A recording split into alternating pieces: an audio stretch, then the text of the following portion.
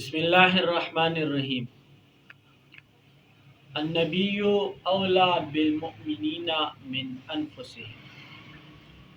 اللہ رب العزت قرآن میں فرماتے ہیں کہ جناب رسول اللہ صلی اللہ علیہ وآلہ وسلم کی ذات مؤمنین کو اپنی جانوں سے زیادہ عزیز ہے۔ سیرت النبی صلی اللہ علیہ وآلہ وسلم کے حوالے سے نے پڑھا تھا۔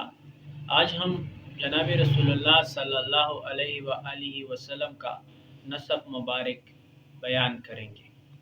جناب رسول اللہ صلی اللہ علیہ وآلہ وسلم کا نسب اس طرح ہے: محمد بن عبداللہ بن عبد المطلب بن ہاشم بن عبد مناف بن قصی بن کلاب بن مرہ بن کعب بن غالب بن لوئی بن غالب بن فہر بن مالک بن نضر بن کنانہ بن خزیمہ بن مدرکہ بن الیاس بن مضر بن نزار بن معد بن عدنان۔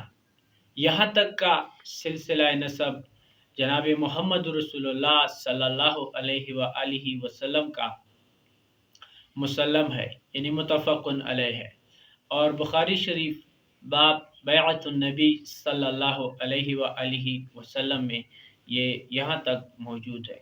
اسی طرح عدنان کا حضرت اسماعیل علیہ السلام کے آل میں سے ہونا، کے خاندان میں ہونا، یہ بھی مسلم اور صحیح ہے اور راجح ہے۔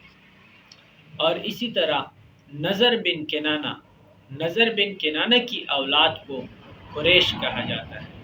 قریش کا لفظی معنی ہوتا ہے کہ وہ سمندری جانور جو بہت طاقتور اور مضبوط ہوتا ہے اور سب جانوروں کو کھا جاتا ہے، لیکن اس کو کوئی نہیں کھا سکتا۔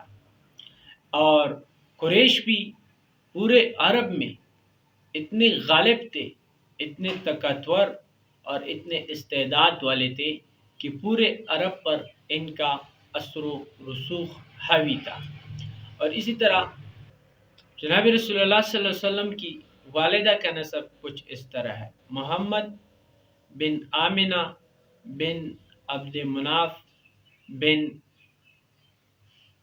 زہرہ بن کلاب بن مرہ۔ یہاں تک سلسلہ نسب آگے ایک ہو جاتا ہے اور مل جاتا ہے۔